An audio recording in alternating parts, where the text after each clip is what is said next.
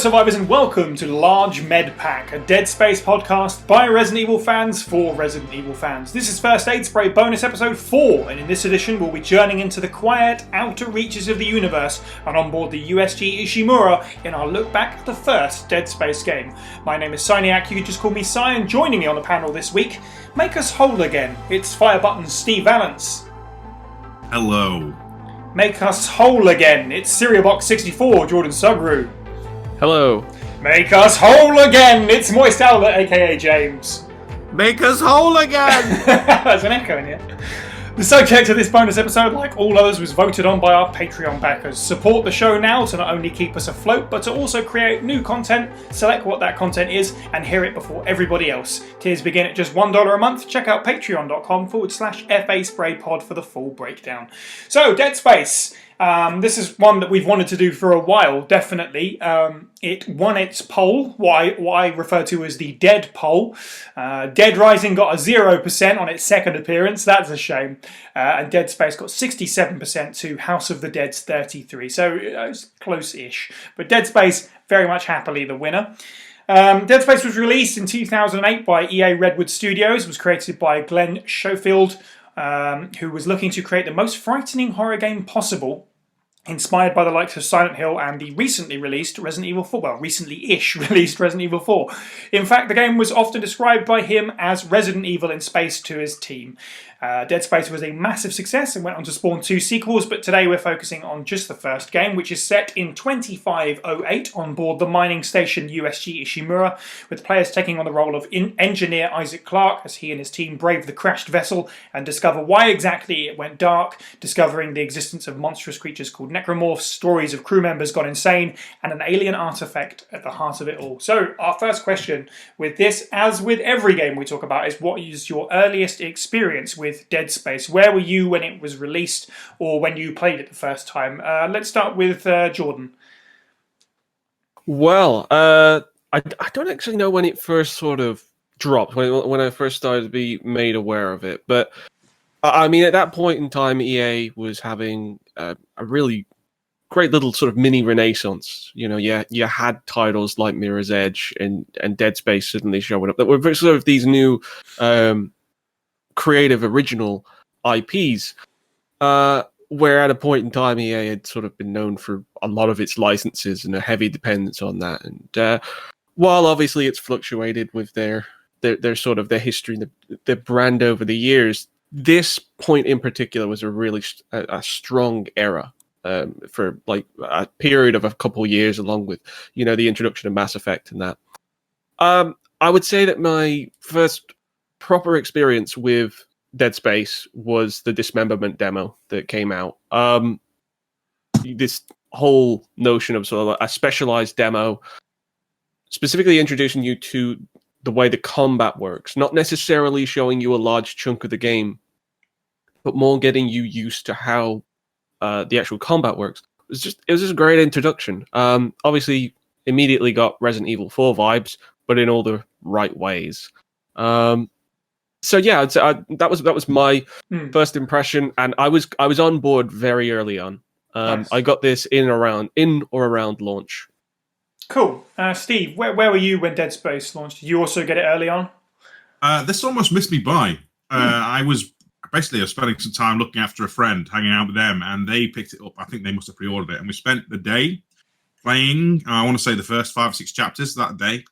And it was such an impactful moment that the second that I got home, I went and bought like a digital. No, it wasn't a digital copy. I went to like a supermarket on the way home to pick up a copy. Wow, so, nice. Yeah, it took me by surprise, because that first like 6 or so hours, we were just scared out of our willies from violins and various other loud noises and the monsters themselves. And it impressed me enough that I went, you know what, I'm going in, and I bought it, and then the Xbox 360 had like these visual comics that I like chewed over as well while I was like in between the games. So technically I was watching the prelude stuff as I was playing the game. But yeah, fun times first couple of days, definitely. Nice. And James, what was your first experience with Dead Space? It's weird actually, because I was playing it, as mentioned. like that era between 2006 and like 2009ish, and maybe a couple years after, was like heyday of EA, and I was playing Dragon Age Origins at the time. And when I finished that game, it's one of my favorite games ever, I wanted to explore the rest of the like all the awesome stuff that's coming out of EA at that point. And Dead Space, I can't remember. I think it was somebody that recommended it to me because I said I needed to play a horror game, right? And they said, "Oh, you love space, right?" Right? And I was like, "Yeah, I love space." And they said, oh, "Give Dead Space a chance." And it was on my PlayStation 3 that I got it for.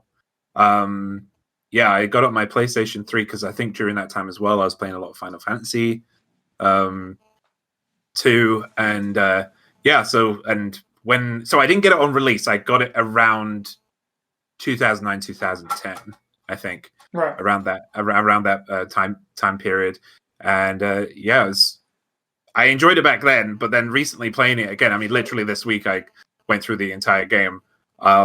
It was like going through the game again with a fresh lick of paint, and it was really, really nice because I got that fresh feel again from not playing it for almost a decade. Yeah, so. absolutely.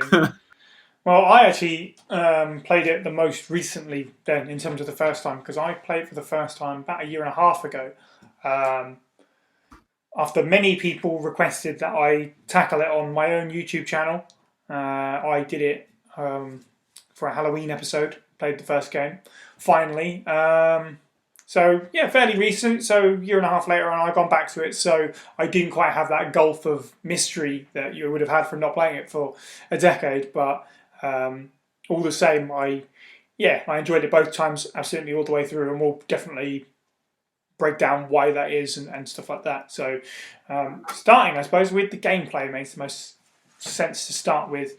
And how it is, we talked about it, and it's been talked about even by the creators. It was very much inspired by Resident Evil 4, which is appropriate that we talk about it then, I suppose.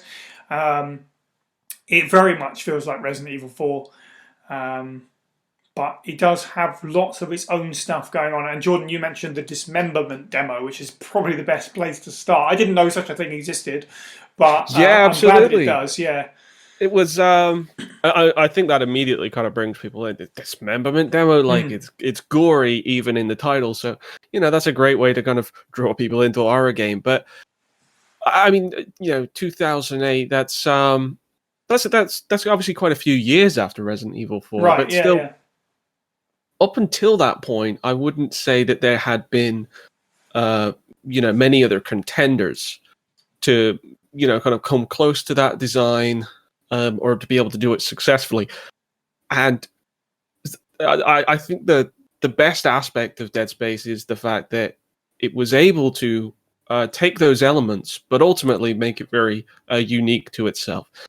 I mean, obviously, the thing is, tactical shooting in Resident Evil 4 is widespread. It helps a lot to be able to shoot away weapons or go for weak spots like the knees to stall enemies and stuff like that. But it was absolutely essential in Dead Space. Every single enemy is catered to it, and every single enemy challenges you in a different way, which means that you might need to switch a weapon or modify the direction in which it shoots. All of these different manners and tactics were put together, especially in the later parts of the game, where it's more just taking all of the enemies that you've been introduced to and chucking them all at you at once to see how you deal with the crowd management. Like I said, the demo, from what I remember, was really straightforward in exactly what you needed to learn about the game, which was the combat. The main weapon that you're going to be introduced to is the plasma cutter. You can beat the whole game with just the plasma cutter, and it's certainly a fun way of doing it. Honestly, it was like for a good while, it was one of my favorite weapons in a game, just because of the simplicity of it. It's a piece of mining equipment fashioned as a weapon. It's got a great design backstory to it. It's really effective, and you can go through most of the game using just the plasma cutter, as long as you've got your tactics right. So obviously it changes certain aspects like the movement. It's a little bit more free than Resident Evil 4. And I think that kind of what helped curry favor, because there were some hang-ups about Resident Evil 4 and its tank controls and whether or not it needed to be a little bit more free for the next installment. Well, Dead Space comes along and kind of answers that question by throwing a different dynamic in the game and saying that you must be able to move a little bit more free because you're going to be needing to manage rooms in a kind of manner that was not necessarily the goal in Resident Evil 4. So the gameplay is incredibly strong from a combat perspective. Your mileage varies on the backtracking and the actual tasks at hand. But as far as like a pure combat ethos, it works really well. Yeah, it's funny that you immediately jumped off talking about the plasma cutter and plasma cutter only run, which is what I did this time around, actually. I can't even remember who suggested it, but I thought, you know what, that sounds interesting. I'm going to give it a go and see how far I get at least with it. And yeah, for the most part, I didn't have to. There was a couple of struggles in places where this is kind of ridiculous, but once you sort of used all your other abilities at your disposal, less weapons, more some of the other stuff that you can do, like stasis, which we'll talk about. It's pretty fun. And then after I got that achievement pop up, that said that I beat it with the one gun achievement, I checked the rest of the achievements, and there's a lot of them for like making amount of kills with each weapon, which is fairly standard for this kind of game. I don't think I got any of them. So I guess in my first playthrough, I mostly stuck to the plasma cutter anyway, so it probably wasn't that big of a difference as I thought, playing it exclusively with. I know I messed around with some of the other weapons, definitely, but I think the plasma cutter was, the fallback, absolutely 90% of the time, because it's so useful and it so perfectly sums up that combat style that you're talking about, the tactical shooting. The whole combat is based around dismemberment of limbs in order to stop your foes. It's not just taking the head off. You might have to take a couple of arms off as well, that kind of stuff. And there's like the weird like wiggly torpedo shooting things where you have to shoot all the different sort of appendages, and it's all very much focused around that, which was, it was really original and a really cool idea, definitely. And I think it's a statement of strength on the game design that it kind of allows you to be able to do that, because the game is confident enough to let you be able to play the game with just the starting weapon. It's saying this tool can actually be used if used properly. It can get you the whole way through. You don't have to use anything that's particularly overpowered. There are definitely weapons that are suited for ripping through tons of enemies at a go. I really like when games are able to do that. It's a sign of confidence from the designers that what they've made is competent in design, and it's great. It's great. I'm trying not to get too loved up about this game, but I will say it now so I don't keep repeating it. Dead Space is a fantastic game.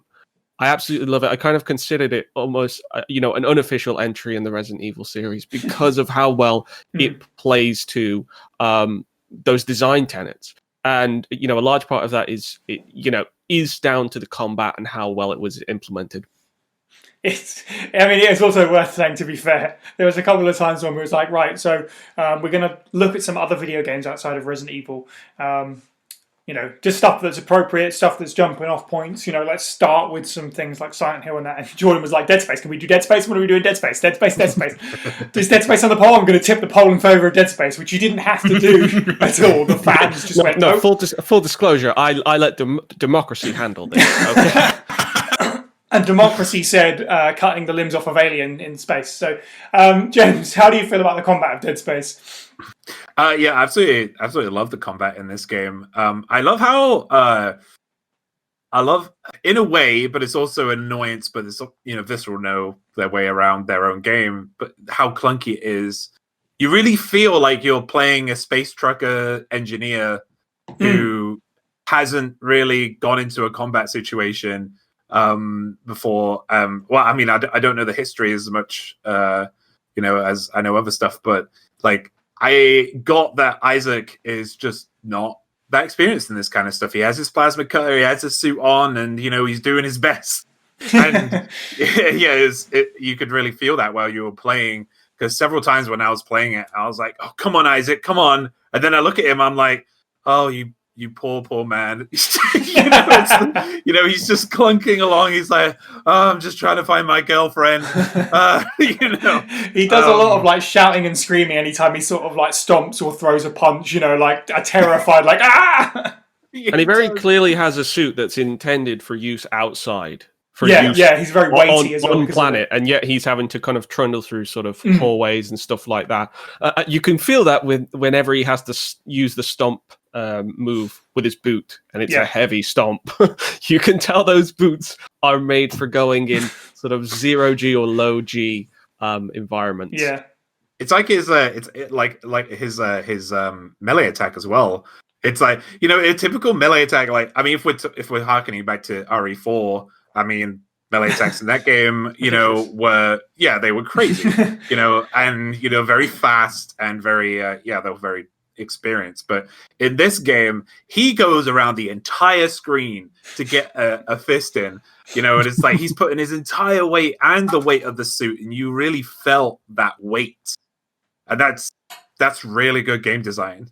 It's like you felt everything as he was trying to fight his way through the USG Ishimura. It was really, really cool to play with because I was getting frustrated, but I wasn't getting frustrated at Isaac. I was getting frustrated because this is what the game's giving me, and I have to overcome that. The gameplay, loved it. I love the weapons in it. I was gonna try and do, because Steve recommended it to me. I was gonna try and use the plasma cutter for the entire playthrough, but those little blobby things that come out of people and they just come in swarms. Oh god, yeah, they're a pain. Yeah, like my first death was to those. Yeah, and same. I had no idea I was gonna die. I didn't even know they were on me. And then I was like, no, we're getting the pulse rifle, and we're blasting these fools. And then later on, those guys send out the blobs with the tentacles came up, and I was like, okay, it takes so much to kill them with a plasma cutter and a pulse rifle. Let's get the line gun, or whatever that was called. And that worked out. But then I finished the game with the plasma cutter. So so it was it went right the way around to the beginning again. It was cool. Nice. The gameplay against the enemies as well, super cool. Even though I played the game before several times, I mean, it's on stream, it's on VOD, right? Several times I jump out of my skin as I'm just walking through, and then suddenly it gets me. So it's awesome game. Love playing it. The gameplay is awesome, and loved every minute of it. Awesome. Steve, how do you feel about the gameplay and the combat especially? Very good. Very, very good. Like, I'm one of those weirdos who can appreciate most tenets of the Resident Evil franchise, including 4 and 5 and the classics, right? The combat in Dead Space, I would argue, is, well, not as, should we say, frenetic with all the melee moves and all the flashy, like jumping over ledges, climbing up ladders and all this lot, is equally satisfying, if not more so, because the fact that the enemies aren't filled with canned animations. Because, like, you lop a necromorph's head off, that doesn't stop it. It just gets angry and starts flailing around like a maniac. You lop its leg off, and then it's going to crawl towards you. You blow one arm off, it's still going to try and get you with the other one. And like the way they've built these enemies to be so interchangeable, in feedback to a player's, shall we say, input with the plasma cutter, I really appreciate that. The fact that you can be tactical on how you break them apart, and then they all have like rag dolls and things. It feels very, I know the word isn't accurate, but very realistic in comparison. Like they feel like they exist in that space a lot more than the Ganados do. Is it? I don't know if this is the right way to put it, but does it feel less video gamey because of it? Yeah, I mean the UI and stuff as well. I don't know yes, that's very true, actually. Yeah. But the fact that everything in that game, besides the pause screen, is in game, even your inventory, your map, it's all a projection from Isaac's suit. That stuff always draws me in. Like, it immerses me so heavily. But the actual exploring of the environments, for the most part, is okay.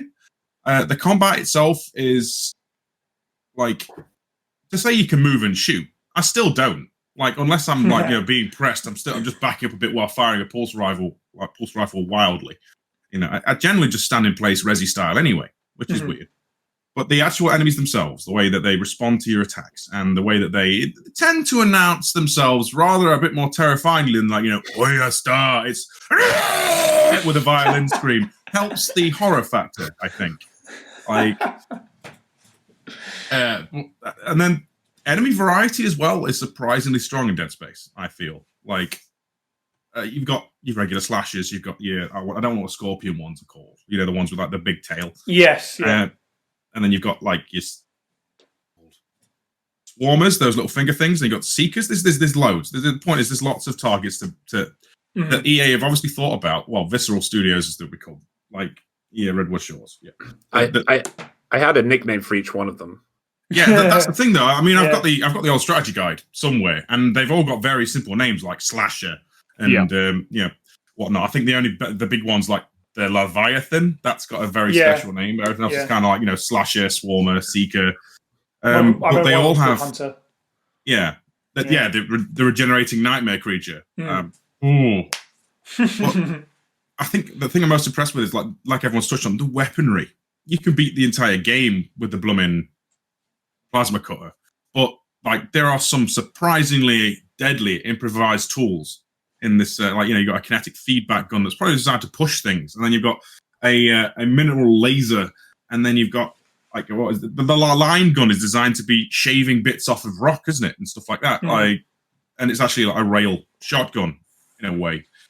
But the fact they've actually thought about these to make them, I want to say iconic, because like they carry on throughout the rest of the franchise. These weapons, they don't get replaced and changed out; they just get added to. Like that, to make a weapon set like Doom, for example, where most other templates copy it, I think is pretty strong. Like the fact they had the confidence to go with this. I wasn't aware of that because I've not played any of the sequels yet. So that's cool that the weapon set kind of carries through. I mean, three is technically weird because you can build your own weapons, but we'll get into that when we get to it. Right, I'm sure, Yeah, I mean, it's also worth pointing out that you were talking about the UI and stuff. I actually completely forgot about making a note about that. But, I mean, fair play to them. All the stuff you need to see is on the back of Isaac's suit. Health, the amount of stasis you've got left, stuff like that. It's funny because it immediately makes me think of, and obviously because I hadn't played Dead Space at the time, in 2009 when they brought out the Ghostbusters video game, they basically just copied it. You got your health and all the stuff on the back of the Proton Pack, and when it came out, people were like, oh my god, it's like Dead Space, which came out a year beforehand. It was such a, and we're talking about less video gamey, that kind of thing helps, it all ties everything nicely together. I think there was definitely a push to try and kind of reduce UI at the time as well. Yeah, for sure. And to try and kind of keep it a bit more clean. Obviously, if you compare it to something like Resident Evil 4, there is a lot less to sort of distract you in terms of UI. It does beg the question why he would have that on the back of his suit. But he can't see it. He can't see it. But you don't really kind of care about that because it is such a good indicator otherwise. I mean, obviously, with a game like this, just like Resident Evil 4, I kind of describe a lot of Resident Evil 4's combat as being sort of gallery style, where a lot of the enemies are facing in front of you. And, while that's really largely enemies coming from one angle, because of the rate in which they're coming towards you and projectiles they might be throwing, you've got a challenge where you've got to try and shoot based upon what is your next threat. It's a similar instance with Dead Space, although I would say that the combat is a little bit more open in that the enemies are coming from different spaces. But ultimately, you're going to be in those gallery-style situations where a lot of the enemies are right ahead of you. And so you want as much of the real estate of the screen available to you as possible to be able to see all the enemies and everything. And I think that's why it works very effectively. Ammo's there on the guns. That's not necessarily new. There's, games like Halo have been doing that since the beginning of their series. But things like the health indicators and the stasis indicator, just very simplistic, very iconic, and very easy to kind of latch onto. I mean, to be quite honest, it largely sits on that sort of left-hand side bottom corner, so it kind of works as a stationary health bar for the most part anyway when you're aiming. Mm-hmm. So it's really effective. I think obviously the philosophy of UI has fluctuated with trends and also necessity within different games. But there was obviously clearly a conscious effort to minimize it as much as possible. Things like the waypoint system. I don't know how you guys feel about the waypoint system. Obviously, it's completely optional. When you can, I think it's pressing one of the thumbsticks, and you can see a direct path for where you next need to go, which certainly helps in some of the environments. All of these aspects kind of minimize your need to go into menus, and it's a good design philosophy, I think. Yeah, I mean, there is a map to look at, obviously, if you want to do that when you open up your inventory and stuff, but mostly you won't need it because if you're going to use the waypoint thing, like you say, it's completely optional. I'm happy it's there. It kept me moving along at a good pace, but if you wanted to just sort of like forego it and get a little bit lost, this game is very much not built around it in the sense the areas are big, but obviously that's part of playing horror games, really, just sort of wandering around a little bit. But I was very happy with it, especially because at the current moment, I'm playing a game where I would actually kind of like a few more waypoints now, which is not something that at one point I felt like I would have said, get that kind of stuff out of the screen, free it up and let me make my own sort of mistakes. But sometimes it doesn't hurt to be guided in the right direction. So I use it quite a lot in Dead Space, personally. I didn't use the map at all in that game because it reminded me of, and I know a lot of people love the map system in Doom, the new Doom, but I do not like 3D maps. They discombobulate my mind, and I cannot focus on them.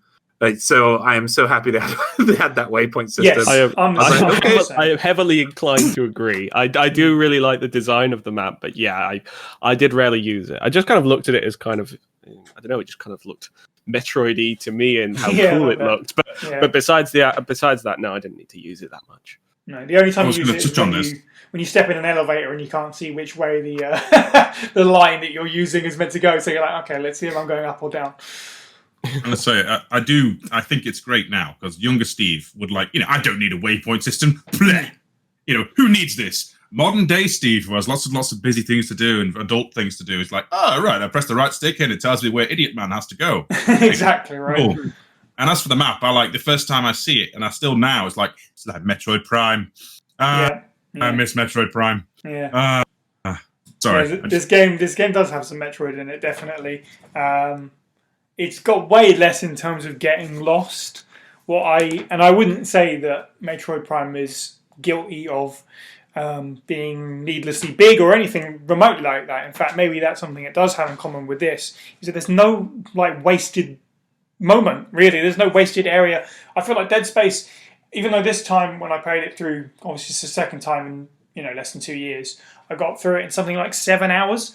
But the game felt appropriately sized. Areas felt big because I'd gone to somewhere and then come back and unlocked the next area because of the backtracking and that kind of thing. But nothing felt needlessly big. There wasn't any corridors that was served no purpose, that was just like milling around getting from A to B and taking longer.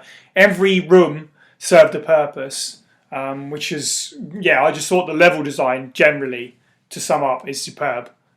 Especially when you get to some of the later missions, like the final mission, we are going to get into spoilers, obviously, is when you're moving the marker around. That was a nice way to shake up the last mission, where you've got to put it on the thing and stasis it around. I was like, oh, this is cool. Makes this whole part of the game a little bit different as well. Aside from the fact you're in a completely new environment as well. But overall, I was just really happy with the level design. Playing it back, that was the thing that struck me the most, I think, was just how well laid out the ship is. How do people feel about the locations in the game? In fact, while we're on that subject, Steve, how do you feel about the Ishimura? The Ishimura in itself, I think it's a fantastic location. The journey through it, narratively speaking, which I'm sure we'll get into later, but the actual location itself, amazing. And the fact that you go through it at different stages of, shall we say, the corruption, the infestation, I don't know what you'd call a necromorph outbreak. The fact that you get to see stages of it as it progresses as well, like you'll go to the medical deck early and then you go to it later and it's now completely destroyed. I mean, you don't see anyone alive either way, but the fact that you see they're still infesting the ship, they're still taking more and more of it for themselves. That kind of stuff's amazing. The actual world building in itself, I mean, One of the criticisms of Resident Evil 2 and 3's remake is that the background stuff normally is blurry text, right, that we can't read. Generally. Right. Yeah. In Dead Space, it's always normally a legible sign that will have some kind of world building or some kind of information. Like above every door, there is a thing saying what this room is likely to be, unless it's broken. That kind of stuff is like amazing. Like, I cannot fathom how people would actually get around on this thing without the tram system. But the locations themselves all feel like lived in and designed with that kind of purpose. You know what I'm saying? Absolutely. Like the zero-G trauma room, as you make your way through it, there's like a body in a hovering tank, and you have to move this tank to get around the room and stuff. I mean, it blows my mind that they put a lot of heart and soul into designing this ship and then let aliens run all over it. James, how do you feel about the level design? Yeah, I was actually, I think Steve was in the chat when I was just enjoying all the detail that they've put into the walls. Like, even like newer games where what you're looking at from from a maximized magnification, it looks really great. When you get closer to it, it looks kind of pants. But in Dead Space, everything was clearly visible. Like the writing, everything was clearly visible. You could see it. Unless it was something very, very small, but even then you could kind of make it out. Like name tags and things. It was incredible that they put that amount. But that's the small thing. So when it comes to the level design, I did like the level design, but there was quite a bit of backtracking I had to do because I was always running out of ammo. So because I'm terrible aiming, so I would often have to go back and backtrack. And the place is huge, and you got a scale of that. Like you're told this ship is a planet cracker. It can wreck entire celestial bodies, and you got that feeling going through the place. I do feel like some kind of fast travel or waypoint system where you could, it had a tram system where you could go between different locations would have been nice, but at the same time, to argue against that, the game's with its UI and everything, the game is obviously trying to keep you immersed in the game. Right, so if you bring that into it, it may break that immersion, which I'm sure they went over, because around that time was when fast travel was like in high, people were disputing it a lot. They were like, should we, shouldn't we? So yeah, I'm kind of happy they didn't, but at the same time, I really wish I didn't have to spend 10 minutes going backwards and forwards getting all the loot. So when it comes to the rooms, yeah, you said at the beginning, every room felt like it had a use to it. I never felt like there were what I call dud rooms or duff rooms where they were just there for no reason. Also, Kendra and Hammond, they were always talking to you. They're always talking you through what every room was, or there'll be something that would talk to you about what was happening in this room, why this is here. Or if they didn't talk to you, there would be some kind of lore somewhere in the room that would explain what it is, which is great. You could see, as Steve said earlier, you could see how much love they put into designing the entire ship. And it really did feel like I was on like a capital class starship. It was awesome to travel through. Awesome. And Jordan, how do you feel about the overall level design in Dead Space? Well, I think I think they did very good with what they had, what they were kind of laying out as a setting. I think they did a great job in adding enough variety. It obviously it cannot go without being noticed that obviously just about every aspect of this game gets compared to Resident Evil 4, and Resident Evil 4 was a very diverse game when it came to settings, in that wonderful way that Resident Evil games are, in which they take you to one setting and then somehow they invent several other settings within that you never expected to find in a small Spanish village. Now with Dead Space, obviously it's completely anchored largely to the Ishimura, which by the way is just I love the external design of the Ishimura. It's a wonderful looking ship, and very clearly, a mining vessel. It's purpose designed for that, and so the interiors kind of tell that story. You are in an industrial environment throughout most of the game, and obviously that limits the game to some extent in terms of its variety. You can obviously only have so many med bays, obviously only have so many decontamination areas, and so many external sort of mining sites. But I think it does well to kind of measure it. The game is not overbearing. It's not too long, and I never found myself stuck in a place for too long. Maybe I got lost a couple times, but I thought that the levels themselves were compact enough that they kind of told their story and didn't linger too much. As far as the tram system, I thought it was a good way of being able to kind of bookend each chapter and the areas themselves. Although I do think that because of the nature of it not necessarily being an all entirely interconnected ship, that you do sometimes feel a little bit disconnected when you go from one place to another. You don't necessarily know exactly where you are on the ship unless you are pulling out that map and having a look. Not that important. If it had managed to do that, it would have been getting, like total gold stars, perfect game for me and all of that kind of stuff. But that is like nitpicking because what it does show, is very effective.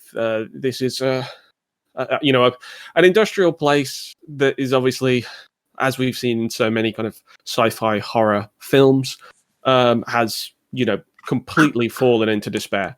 And given it is a game that can range between about 7 to 12 hours, I'd say on average, you're spending more time in that environment than you would spend with most movies, like Aliens, for example, or something like that.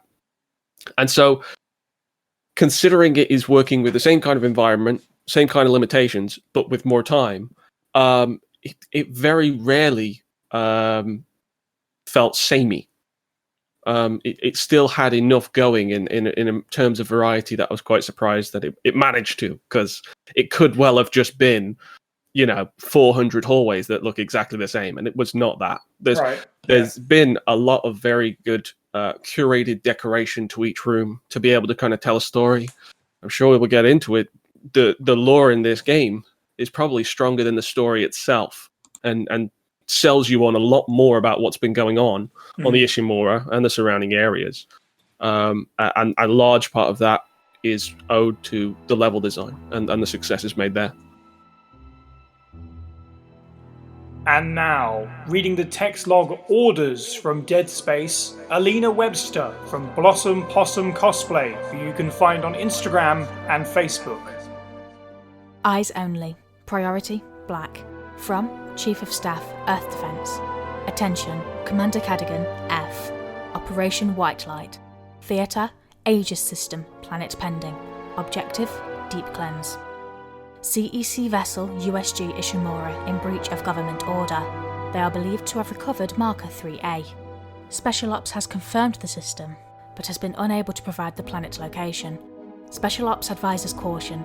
If Marker 3A has been recovered, infection by a lethal organism is a credible threat. Shock point to Aegis system. Move to position out of local scope range and await signal from Ishimura to confirm location. Before we get onto the story, there's one sort of like last collection of gameplay things that I definitely want to talk about.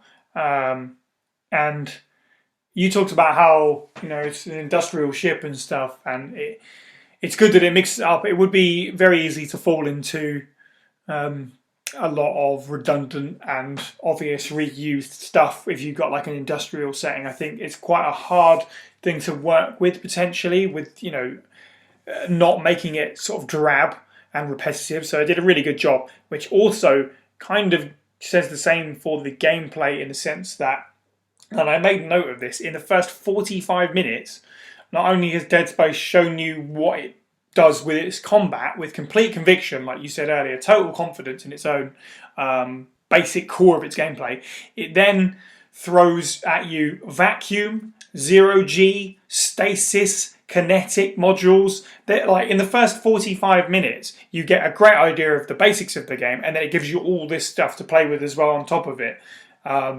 Which is, this joyful mix of stuff for you to mess around with, where you can play with the physics by moving things around, freezing enemies, or to solve puzzles. Similar thing. Moments where you will be flipping around gravity in different ways and stuff like that.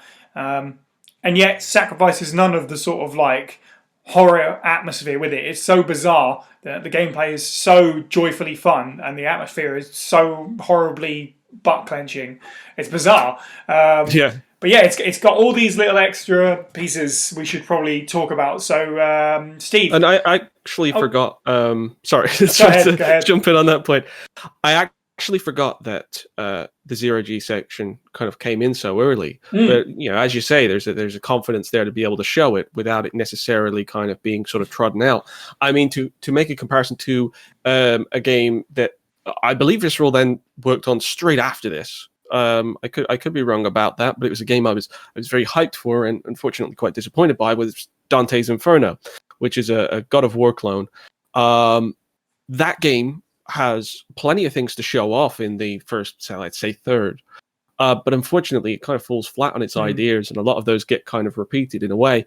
That was a very deliberate and sort of, present example of sort of running out of the ideas and not necessarily placing them together in a sensible manner. Dead Space does it in a way that is very sensible and is, continues to be entertaining, despite the fact that, as you say, you're acclimatized to all of these features, which almost should be sort of addressing in other games, almost kind of just a little bit of a bonus that's kind of thrown in to kind of woo you when you're kind of getting halfway through the game, but it treats them as legitimate functions needed to progress throughout the game. And it's great. I mean, like, there is a surprising amount of variety, and none of it seems kind of jarring. I found like things like the asteroid shooting, that never kind of like stood out as too gimmicky. Obviously it's quite brief, but all of these extra functions felt purposeful, and it was a very successful design. I think you called out the one bit that, well, I agree, it doesn't feel gimmicky or anything like that. I just don't enjoy the the asteroid smashing part. That's fair enough. Just didn't get on with it at all. Was happy that it was over, but but you're right, it doesn't detract from it overall. Steve, what do you feel about all these extra gameplay elements thrown in? The more spacey elements that separate it from Resident Evil 4, Indeed. Phenomenal. Well, for the most part, the zero-G is great when you're not jumping. Like, the jumping is kind of, like, you're just moving from one vertical surface to another. But the actual, when you're in those environments, the way he moves, the actual sound of the atmosphere in space, love it. Like, you can just feel like it's just the vibrations of your gun. That's all you're hearing. You can barely hear a damn thing. It's so convincing. It's like, mwah, mwah, fantastic. Right? Stasis is just like bullet time. But you can fire the bullets at people to slow them down, and then you can just slowly take your time, like Bob Ross, artisanally putting them apart, making a happy little leg there, happy little arm there, and it gets the job done. Kinesis is just let's take the grappling gun from Half-Life, but it's kind of rubbish. Like, I use it to move things. It's improved upon in the sequel. In this one, it's kind of like you move things with it. Yeah, it's a puzzle solver more than an actual. It's not a combat thing at all, is it? Stasis has applications outside of puzzles, but in this one, you can throw objects at necromorphs. I guess so. Yeah. It's likely to aggravate them and do nothing else. Like, what's the point? Just blast them. I'm sad now. It's strange because I've played the full series at this point. Well, except for the little puzzle game they did. But that is probably the weakest carryover from the later games. Like, obviously, you haven't gone into it, but Kinesis gets so much better. It becomes so much more useful. Oh. And as a result of me tasting the forbidden fruit of the sequels, I'm kind of like, this is. Yeah, I can imagine. Well, I guess I'll find out at some point if we do cover them. James, how do you feel about all these little these extra bells and whistles for the gameplay? So Steve was yelling at me in the chat a lot when I was playing Dead Space because I was never using any superpowers that Isaac had. Because I don't like having a resource that I have no idea when I'll get it back. So stasis I hardly ever used. And then kind of my point was proven when I got to the end of the game where I had an empty stasis tank for probably about 2 hours of the game because all I was doing was running away from everything. I was like, you know, I was just running, and yeah, it was so yeah. I do like the stasis, and I like the idea about it. But I feel like if you played the game before, then it might be, and you play it a lot, then stasis may be something you could invest in more. And also, at the beginning of the game, stasis is very good because you have stasis like little terminals like every other room. But when you get to middle to late game, they just disappear. I don't know where they go. So you have to stock up on stasis batteries or whatever they are, right? And you have to go into your inventory to use them. And you know, no, I'm not doing that. I'm not going to my inventory while I have 3 spiky boys running at me, right? And I'm not that fast. Steve's super fast on the controllers. I can't do that at all. Kinesis, I actually use way more though, because it doesn't have a resource, and I just wanted to use it all the time because I like to Professor Xavier everything. So I used, if I seen a flammable container, I used it. If I seen that there was a box, I used it for stunning. If I seen anything, I would just want to blast it aside. But there was a certain point in the game where they want you to run, and they want you to keep running, all right, and your getaway is basically blocked by a bunch of boxes while you're being chased by all these necromorphs.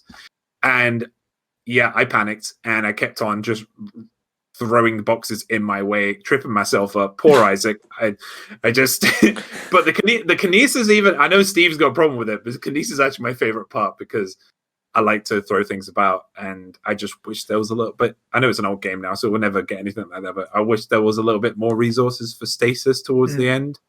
Well, not to spoil it, but Dead Space 2, praise be, they do fix that. Hey, okay, cool. Yeah, because it's like as Steve said, stasis makes fights trivial.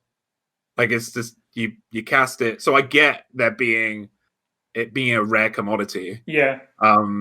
But like going from having it constantly to then just having it not at all, I'm glad I didn't invest too much into the stasis node system. I just went for pure damage and blast, boom, boom. Fair enough. All the time. Yeah. I mean, at least it presents sort of like the opportunity to use at your own discretion. That's good, because I used stasis more on my second run, funnily enough, since it was mentioned, than the first one. I wonder if that's more because I was a little bit underpowered, so to speak, because I only had the cutter at my disposal. So when there was a lot to deal with, it was pretty helpfure. It's great for devising tactics. Yeah, it gives you an extra moment.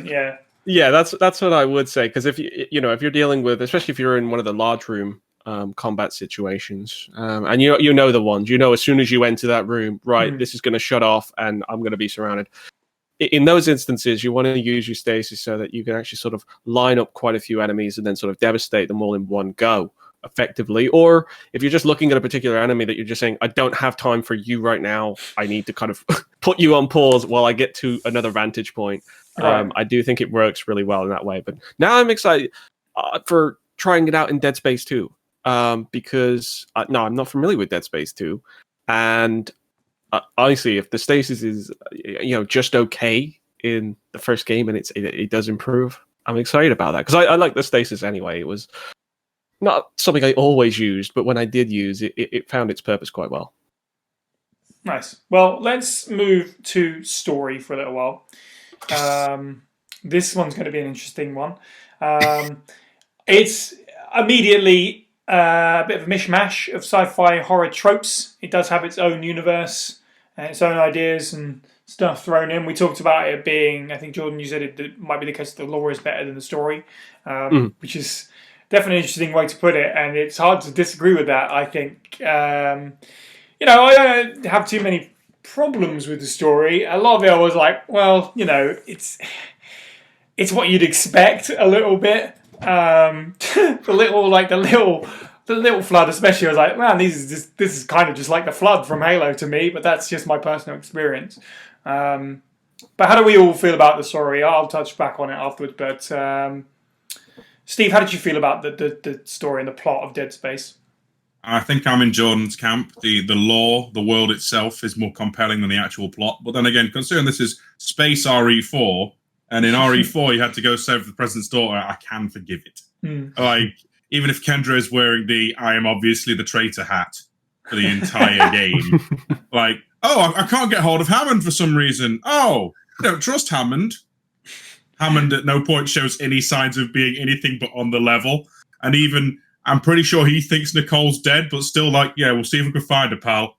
You know, what? The actual ship itself, though, the people and their stories, I find interesting, and the actual world itself, like the whole unitology cult, and the fact that the whole reason they're even here is flipping that they're illegally mining, and then they find something that is meant to be like secret and alien, and then they go, "We're going to try and sneak this out. It's all a ruse." And then it turns out your ship being sent in is sort of being double bluffed as a ruse, so Kendra can get the military in, and they completely snuff it up. That stuff's cool, but Isaac being, "I am a mute man looking for my girlfriend, and I will not say a damn word or even, like, you know, emote until I am told she is dead at the end of the game," kinda crap.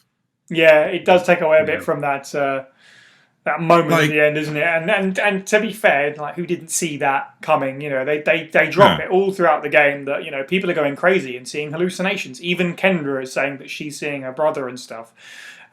So when you start bumping into Isaac's girlfriend, it's like, well, I can see where this is going from about 100 miles off. I mean, it's on the nose when the second time you meet her, all the consoles are like covered in alien glyphs, and the room is screaming, "This is hallucination. Do not trust her, Isaac." And you as a player have to go, "All right, let's go." A little bit. Which is strange because there's only like, I think, 2 files, maybe 1 file of Nicole herself, the living character, right? And she seems like an interesting-ish character as like the chief medical officer trying to keep stuff under control. So if she had been alive, she could have been used better as, "I'm going to operate this console, and then I'm going to be weird and go make us whole again." James, how did you feel about the story of Dead Space?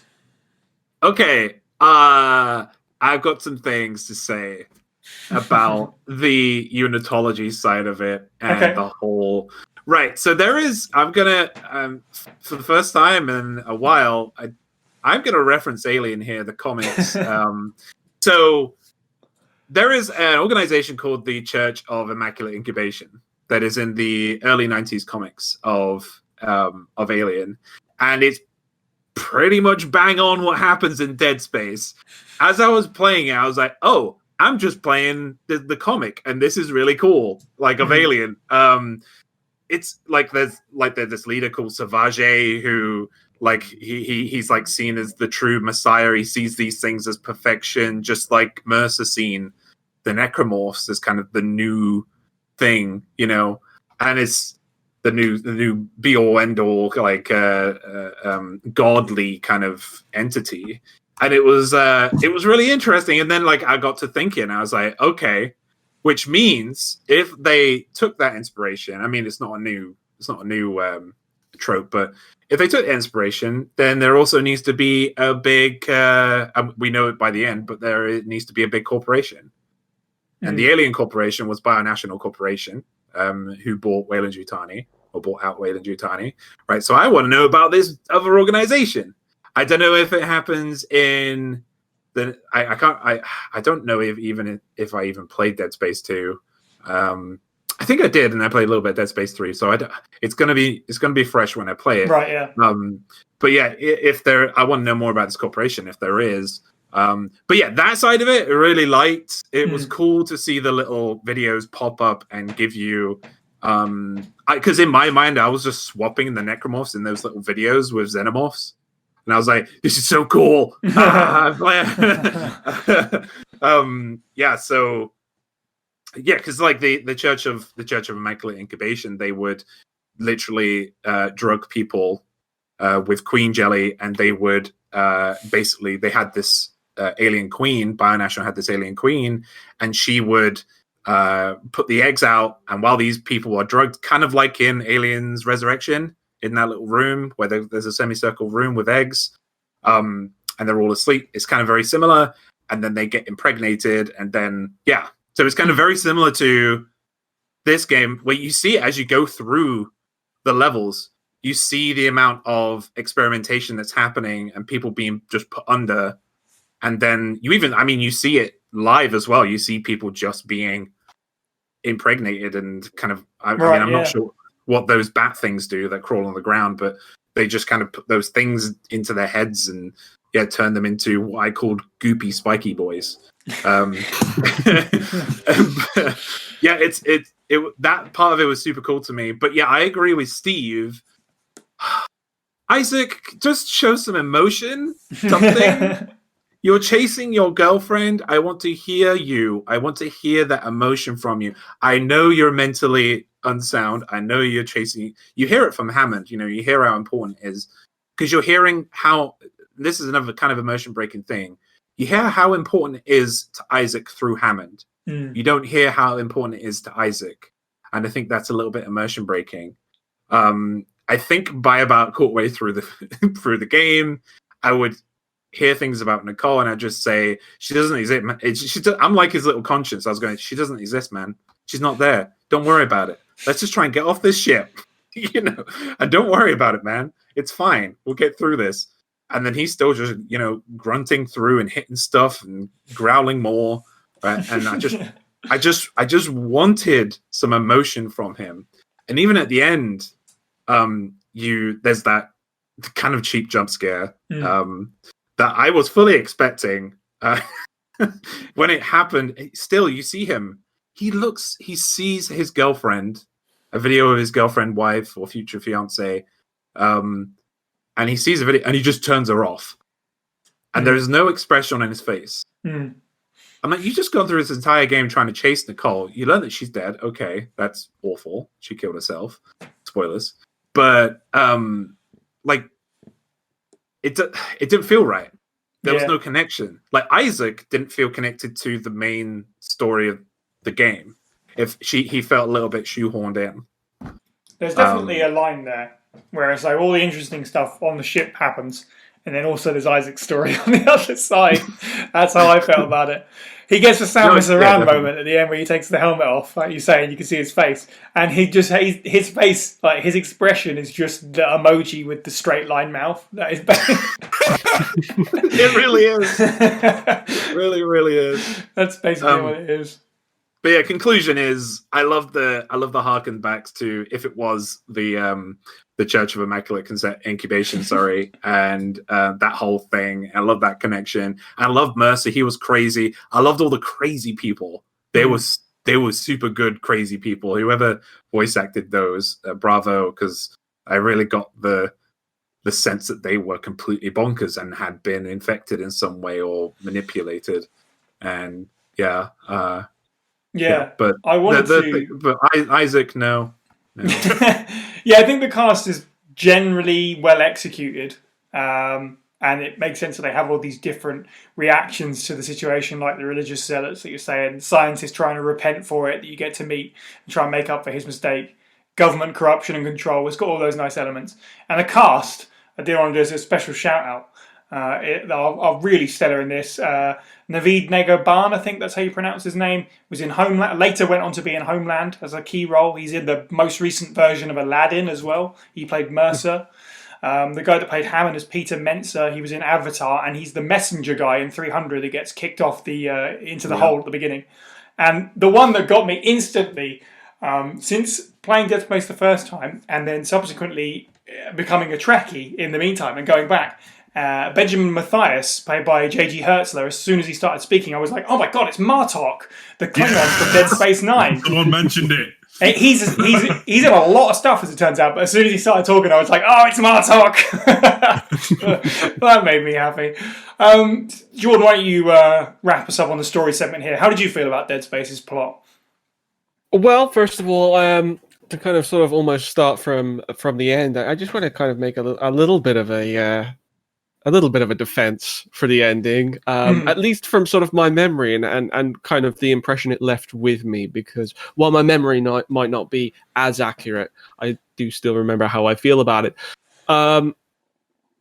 Okay, maybe Isaac had a bit of a blank expression and didn't have enough of the acting, grit to really convey that. But honestly, I felt for the sort of the first time in the game that, like, it's going to sound so stupid after you all like just flanked this guy for his expression. It was the first time I felt properly connected to Isaac, in that we're both absolutely exhausted from this whole ordeal, and we're kind of glad that we've got through it. But I understand, part of that's down to my memory of 2008 animation. So you're valid for that. Like, that's I can see. Like, I mean, you're talking to the guy that defended Resident Evil 0 Rebecca Chambers. Like a lot of people do not like it, but I have a full defense for that. So you're valid in saying that. But I do think that perhaps I probably just put more of myself into the game at that point. I mean, obviously, to call Isaac a silent protagonist is not exactly accurate. I mean, he grunts more He's than a loud 40 hours. silent protagonist. He grunts more than a empty arena wrestling match. So, hey! but I would offer a sort of a counter argument to how I feel a character like that should be handled in a game like this.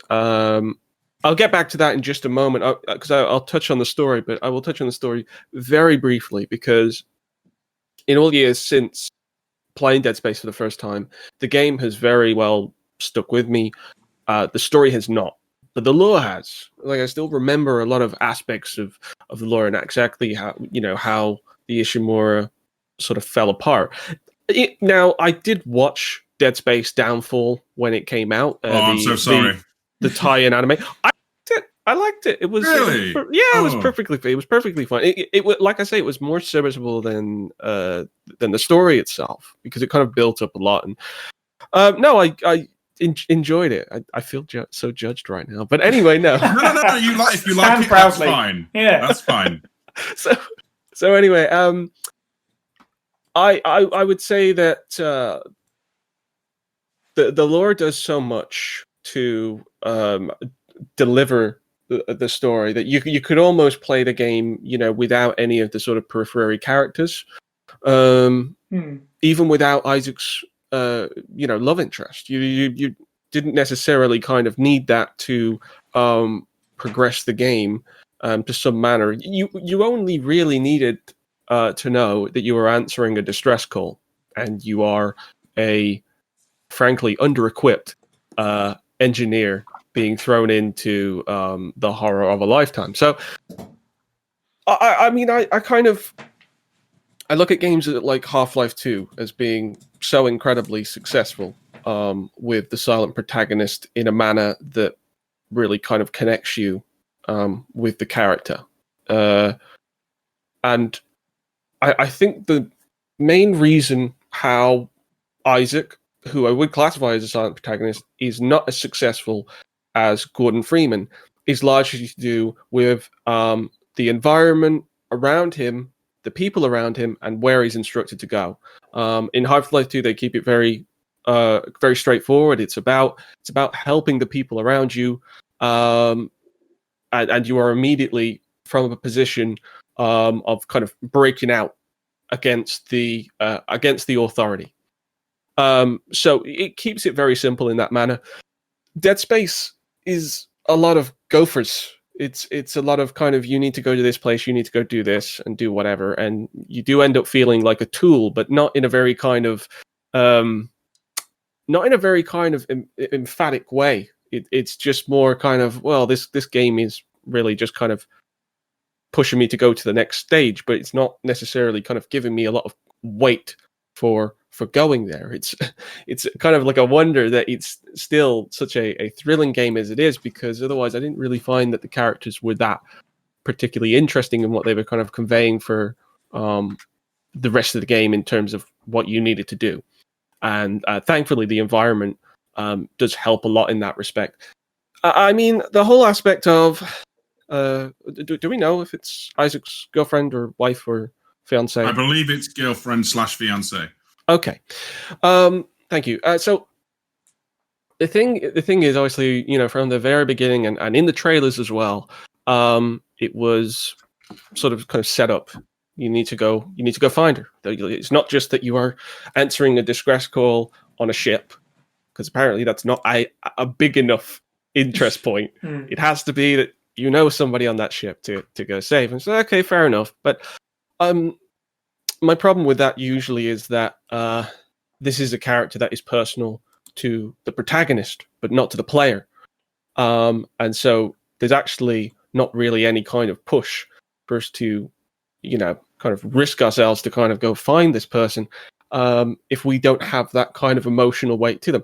Resident Evil 7 manages this in a much better way, in that it fakes out in the very first act that you are successful in actually trying to find the person that you're looking for, and then takes them away from you. And then you, as the player, get first-hand experience of knowing somebody in the game, that person being taken away, and you having the responsibility to try and find them again. And so that's where Dead Space falls flat in that respect. So if I was to make a case for Isaac, while most of the game doesn't really kind of permit to this, because otherwise I just think the directions for missions are not as creative. As far as Isaac's character, I didn't need him to say anything, because frankly I was sitting there saying all the things anyway, saying how much I hated all the different monsters, and especially all those little spiky blobby things that kind of crawl across the floor. Like, I was so happy once I kind of got rid of the marker, and it was like, right, I've done it. I've got rid of this evil that has kind of swept through the ship. So in my opinion, it would be a sort of a less is more kind of aspect. But I wouldn't necessarily know how you could necessarily fix that, because everything's sort of entwined with the game. But needless to say, that Dead Space has all that potential for a great world. It just didn't necessarily have the story direction in the core really working for it. Yeah, I think I would agree with that, to be fair. And it's good to hear different opinions on it, to be fair. It's good to hear that he was a successful silent protagonist, if you like, for some people, if not for others. And now, reading the text log Corruption from Dead Space, Goshen's Games, who you can find on YouTube at Goshen's Games. Chem Lab Report from Professor Jaegerwald Heinrich. Attention, Dr. Cross Elizabeth. Elizabeth, no doubt you're aware of the organic growth found in some parts of the ship. I've been examining the substance and thought the results would interest you. The cells most clearly resemble bacteria with viral behavior. Like bacteria, the organism infects other cells through osmosis, then mutates and reproduces agamogenetically. What's amazing is the speed at which it grows. A single bacterium reproduces 20-fold in just 1 minute. I've never seen anything like it. I won't stake my reputation on it, but I think this may be a genuine alien life form. Professor Hawley theorizes that it's a habitat transformer. The levels of gaseous output are tremendous, which is why it smells so bad. But to what end, we simply don't know. I'll keep you posted. Heinrich.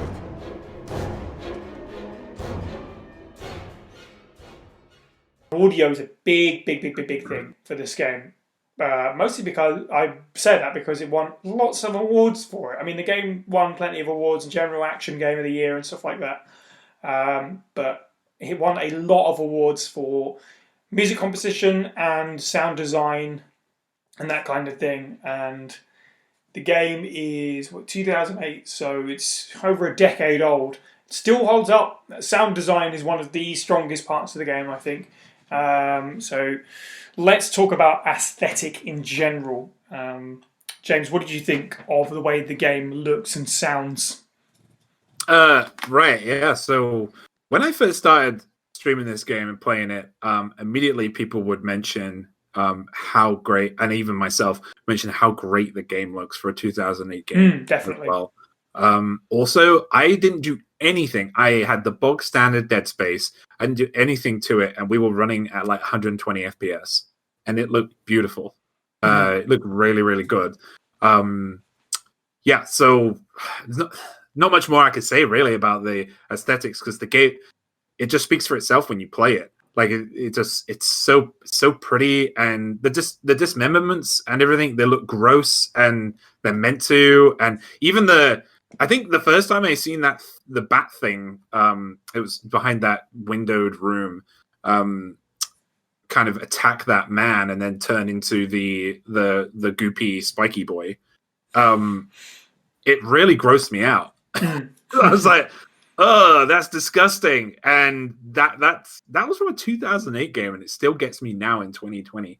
That's a testament right there. That's awesome that they've managed to keep that.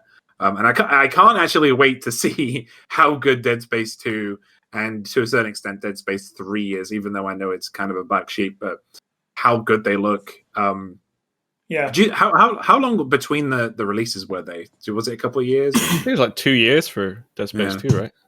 Okay. I mean, that's a lot of time, especially with a company so devout as Visceral, to improve how their game looks. The sound design, though, I have a love-hate with it, because sometimes, like, I get why it won awards. They did tremendous work. Like, I felt like I was in a horror movie with you would spot something and the violins would start, but then if you turned away, the violins would stop, but they'd still be in the background. They'd still be there, and it's like, and then as soon as you turn and you see the thing again, violins erupt and like bass line comes in, and you're like, oh crap, that's crazy. I need to run, but you can't, because you got to fight. And yeah, the music's fantastic for that, but I also felt like they went a little bit too overboard with some. I remember coming up a lift and I could hear screaming, really, really loud screaming and grinding, right? And I was like, oh no, I don't want to go around this corner. And it's just an engine room. It was just an engine room, just whistles from the steam going off and everything. And I was like, oh, okay, right. And I know the game was trying to do that. It's just that happens quite a bit in the game. Where I will hear a sound of a whistle or something pop off. And normally I like that, but I think it was done a little bit too much in the game. It was taking me out a little bit too much, because by the end of the game, I just didn't. I was listening for the violins. I wasn't listening to anything else. But it's not to take away from the fantastic sound design as well. Like the music, the score was great. The monster sounds were great. And disgusting, and that's how they should be. And the environment sounds and everything were great. And of course, Isaac sounded great. From all his grunts and his growls, he sounded fantastic. He's really put everything into that. You could tell. But yeah, and that's all I have to say on it. Like, it is a really good game, but just a little bit less screamy engines. Yeah. You know what? I actually agree with that to a degree. I know that the idea of it going from broad strokes of quiet stuff to suddenly being loud as bums was intentional. It's meant to make you really uncomfortable and panic. It's a great idea, and it works most of the time. But there's the occasional moment where it's like, this is just annoying, this one. The things, I just don't, I get it. I understand the philosophy, but those things that are just, like, stuck to the wall, that just scream at you, just irritate me. In terms of the way the game looked, I actually just Googled it now just to double check to make sure I'm not missing something here. And someone correct me if they know better. I played the Xbox 360 version. I bought the physical copy, popped it in my standard Xbox One, not a One X. I don't think it does any kind of upscaling other than just to fit it to the TV. It doesn't. There's an update to download, but it's just to get it to run. I don't think it makes it look any shinier. If that's the case, this game looks incredible for 12 years old. I think it irons out some of the screen tearing, and that might be right. Even if that's the case, it looks amazing. Even still, Steve, how do you feel about the audio and the visual design of Dead Space? Very, very much a fantastic thing. For the most part. Although if I see another necromorph that has been knocking around for a good 2-3 seconds in my peripheral view and then center on it, and then the violins start, and then it starts screaming, it gets a little old.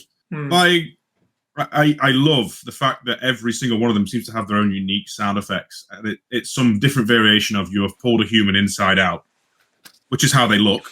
Yeah. All right. But they sound convincing. The actual, like, the score, the music, I can't really say. The only one that left any impression is the lullaby. It left that much of an impression. I can't remember the words. Twinkle, Little Star. Yeah, that's the one. That. Otherwise, it's kind of like there's orchestral strings, there's building up whenever there's like some kind of big stuff happening. But it's like the environmental sounds though, and the actual sounds of the monsters and stuff make up for it. Like I understand you're complaining about the engine, but it is an engine of a giant star cruiser. It's going to be loud, and then you've got the asteroid gun and the space. It wasn't the only engine. You'd hear it a lot.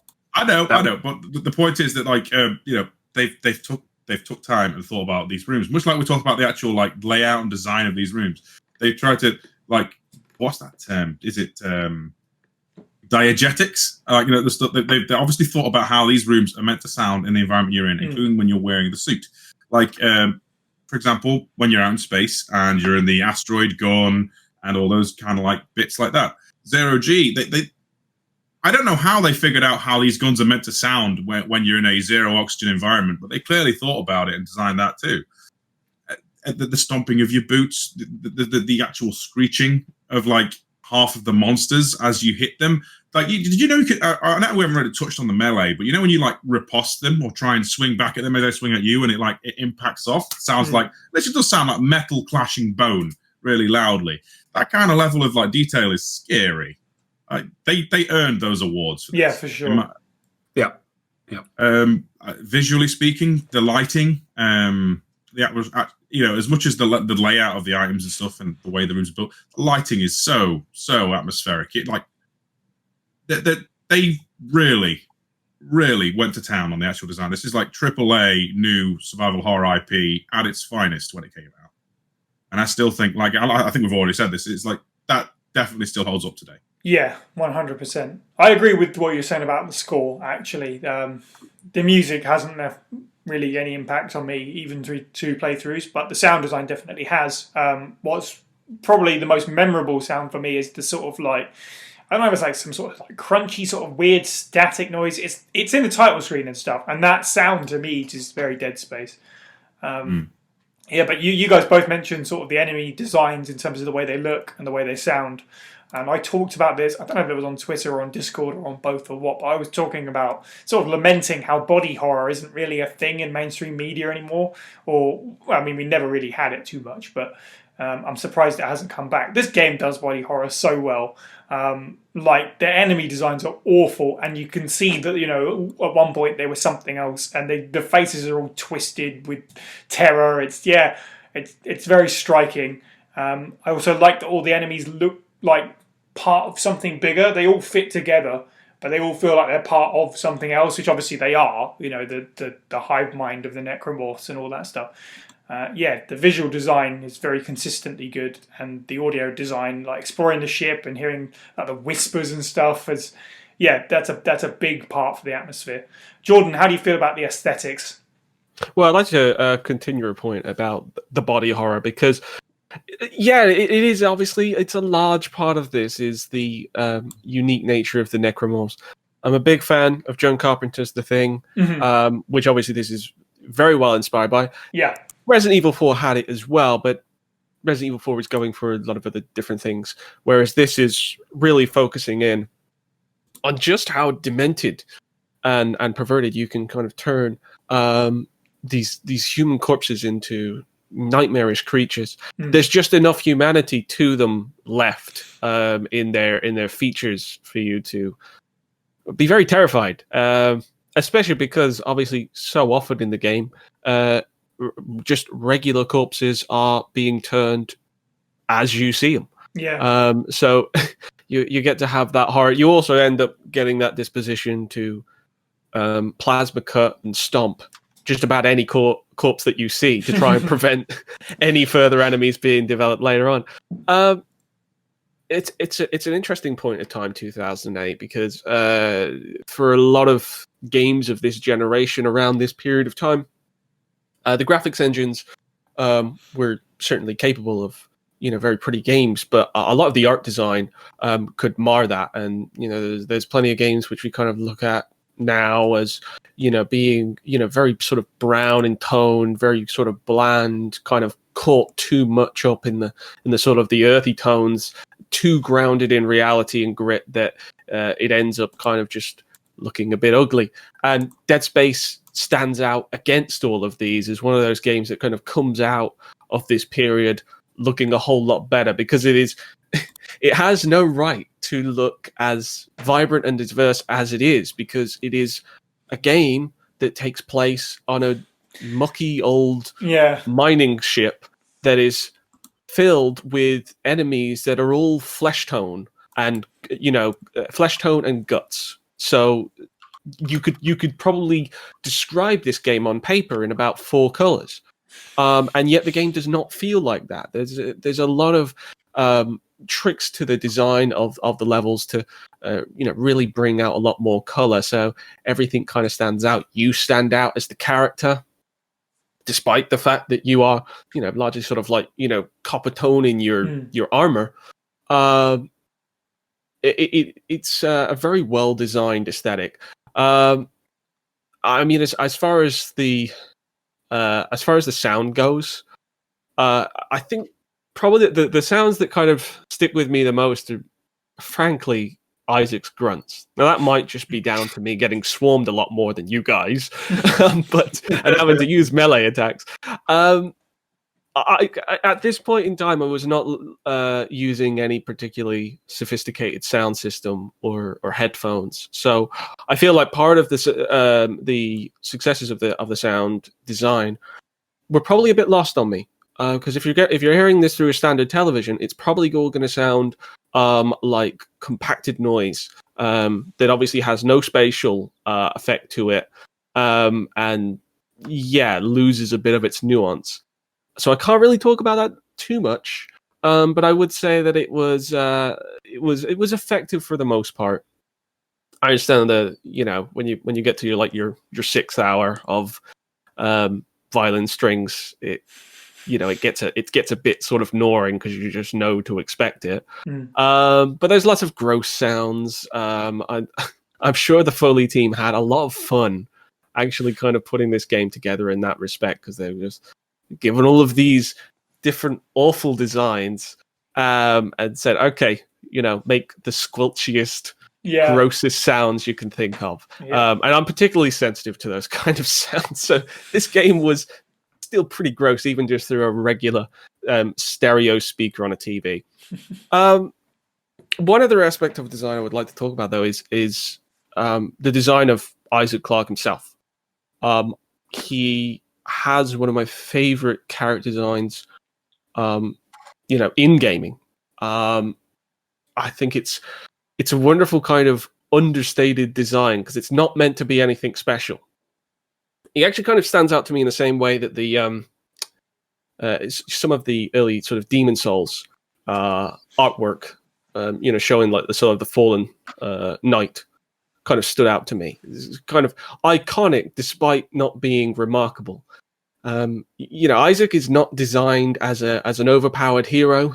I know obviously he doesn't actually appear on the box art technically of the game, but obviously in a lot of the promotional art you can see him. He is just an engineer. You can tell he is in a suit that's not specifically made for him in any kind of manner. It is something that's mass produced, and he really just epitomizes that idea that you are an everyman that is stuck in a horrible situation where you are underpowered and overwhelmed, and you got to fight your way through it. And all of that is emphasized through a suit that, like I say, is not particularly unique, but doesn't fall into generic. I don't know exactly how it manages to do that, but it's always stood out to me as a really distinct outfit, despite the fact that there's very little to it. It's very straightforward in its themes in the way that they've designed the actual suit. But I really enjoy it. I don't think I've ever looked at the other designs in the Dead Space series with as much admiration. But this one in particular, I don't know. It hit the right notes. You really did feel like you were not playing the hero per se. You were just playing somebody who got caught in the midst of it.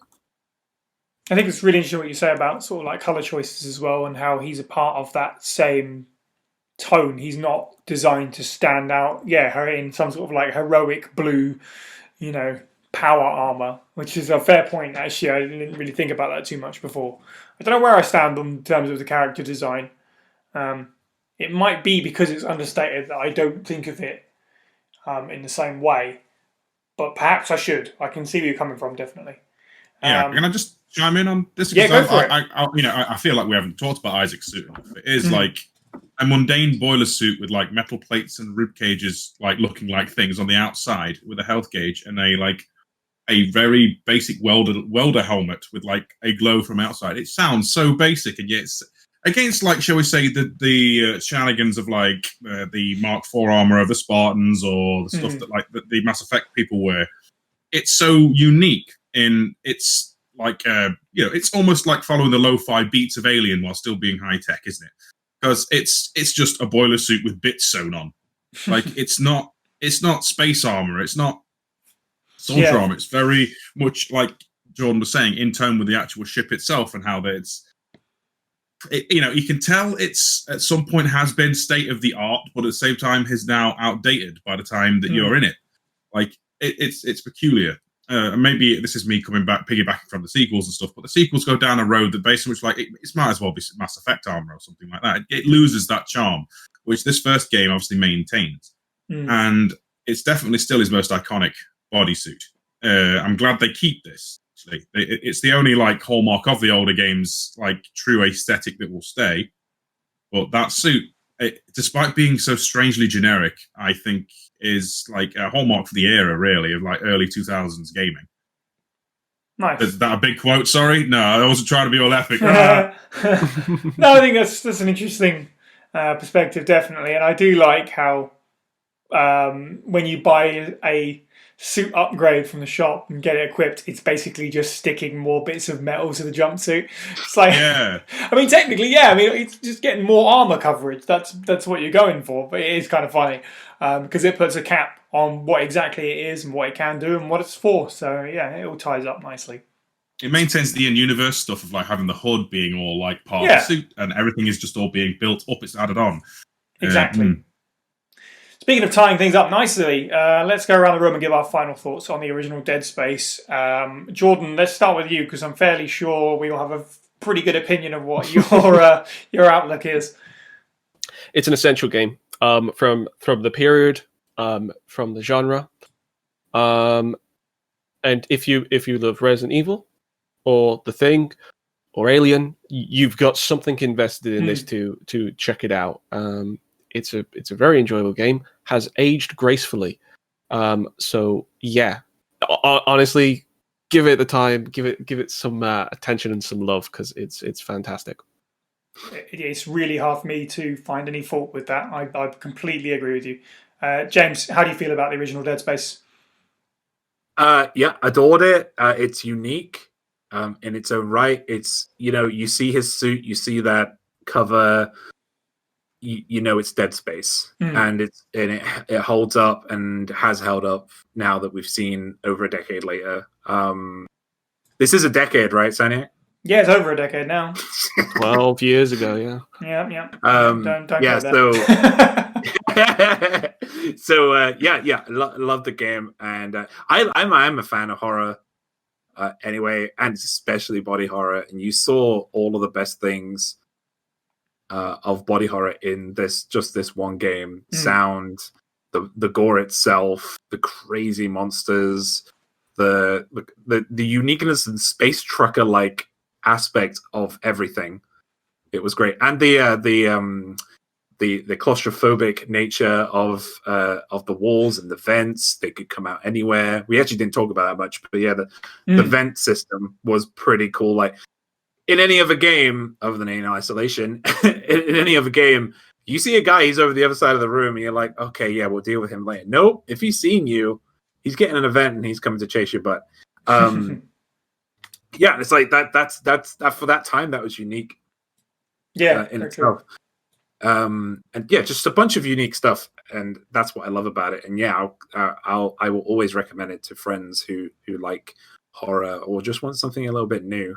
Well, I say new, but a little bit different than your typical horror. And Steve, sum up your feelings on Dead Space, please. Rubbish. I didn't like it. No, well, okay. No, of course not. Of course not. No, I feel like I'm repeating what the other guys have said, but like to go on a different tangent, for a game's mission statement to be Resident Evil in space, they nailed it. Like, it's got your files, it's got your mystery, it's got your combat, it's got your item management. I would argue it's more Resident Evil than Resident Evil 4 was, even though it's in space, and even though you don't have true tank controls in some regards. Like, there is an atmosphere here that the later, shall we say, the Suplex trilogy of Resident Evil doesn't have, right?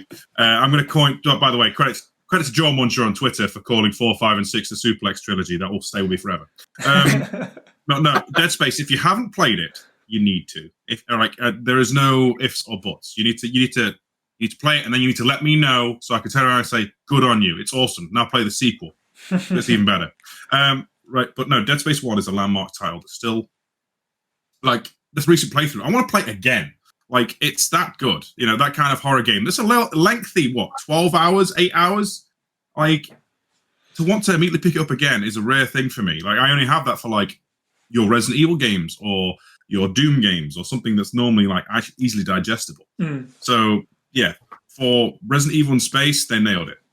Yeah, I think you actually said something that I completely glossed over in the fact that if it is Resident Evil 4 in space, it has handled certain aspects of Resident Evil 4 or certain aspects of Resident Evil than 4 did. There's a lot more horror in this than Resident Evil 4, a lot more consistent horror as well. We didn't really talk necessarily about sort of like the cramped corridors and stuff like that, which forces more horror upon you, and like Resident Evil 4, which is a bit more wide open. So I think it's clearly made by people who sat out, who knew what they wanted to do. They saw that and they said, this is what tweaks I would make. And they pulled it off from top to bottom. It holds up incredibly well. As I said, I only played it for the first time a year and a half ago. And it's really nice to go back. Even now, just to play it again was really good. And yeah, probably in a year and a half, I'd be happy to play it again. But I'm just as happy to look into what the sequels might give us if we do get to that point. That is obviously in your hands. Nothing else remains for me but to thank our contributors and our Patreons once again. Support the show for as little as $1 a month to help us create more bonus content like this over at patreon.com/FASprayPod. You can also join our Discord server where you can discuss Resident Evil with us and other fans and listen to the main show live as it's being recorded. The link to the server is in the description of this podcast and also on our social media profiles. You can follow us on Twitter at FASprayPod, on Instagram at FASprayPod, and on Facebook at facebook.com/FASprayPod. You can find the podcast on YouTube, Stitcher, Spotify, and iTunes. And if you enjoyed the show, please do leave us a review where you can. It helps spread the word. Our next bonus episode will be taking us to our first entry in the Pile of Shame series, or whatever we're calling it, where we all picked a game and you voted on one without knowing whose Pile of Shame it comes from, and we're going to be revealing who that person is when we play The Last of Us. Thank you to the panel. You can follow all the Pueblo people individually. I'm at Cyniac_123. Steve is at Firebutton Games. Oh wait, Steve is at, what is it, FB Steve Was Taken still? Yes. Jordan is at Cerealbox64 and James is at Moist Owlet OFF. And finally, thank you for listening and have a good week. Make us whole again. We are whole. Make us whole again.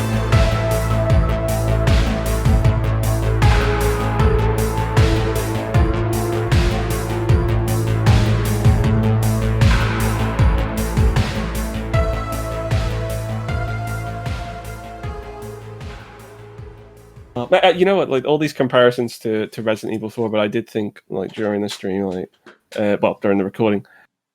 It's if only Dead Space had its version of the merchant. It does. It sells shops. It's just not quite. No, but like an actual merchant. Oh, just, right. Like a half necromorph dude. No matter where, like everyone else is dead or being turned into necromorphs, and then all of a sudden you just get this one guy who's just ready to sell you some plasma pieces or whatever. It's not got like the claws out his back, but how you doing, stranger? That's what this game needed. It needed Space great. Merchant and Space Louis Serra. Then it would have been. No sexy Spaniards in Dead Space. This is cancelled. I don't mean like an equivalent to Louis Serra. I mean actually Louis Just Serra in Sarah space. Because he deserves it. That means you either really like him or you think he should be shot out into space. I'm not sure. Oh no, I loved him. He deserves a second chance. But I understand putting him in the universe of Dead Space doesn't give him a lot of chance.